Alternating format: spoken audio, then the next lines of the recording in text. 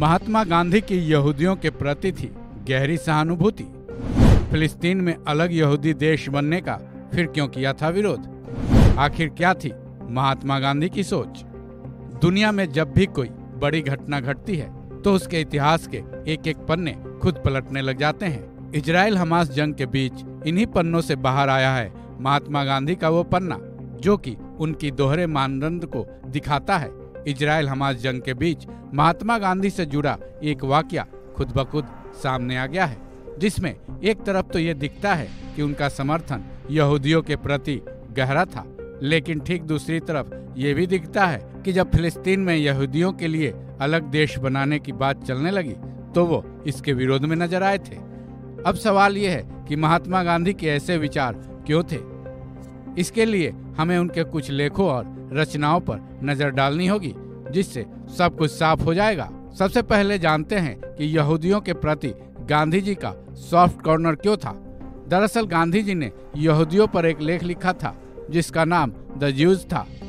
इसमें उन्होंने लिखा था, मेरी पूरी सहानुभूति यहूदियों के साथ है। वे ईसाई धर्म के लिए अछूत रहे हैं। ईसाइयों की तरफ से उनके साथ किए जाने वाले व्यवहार और हिंदुओं की तरफ से अछूतों के साथ किए जाने वाले व्यवहार में बहुत समानता है।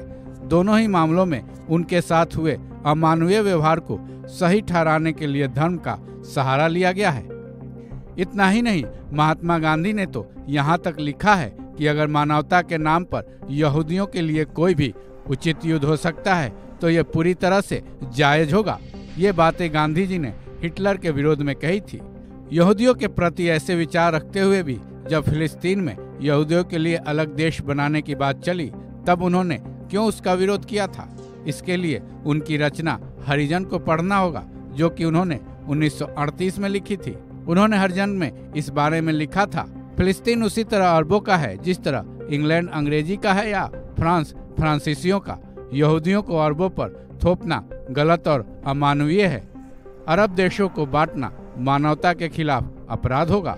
ऐसे में जाहिर है कि महात्मा गांधी के यहूदियों के बारे में दोनों विचार सिर्फ और सिर्फ मानवता का ख्याल रखते हुए था, क्योंकि जो मंजर उन्होंने धर्म के नाम पर इंडिया में होते देखा था या फिर रोजाना देख रहे थे, शायद उन्हें इस बात का यकीन था कि जब एक ही धरती पर अरबी और यहूदी एक साथ रहेंगे तो हो सकता है एक न एक दिन धर्म के नाम पर दोनों के बीच विवाद उठे और ये गहरा रूप धारण न कर ले।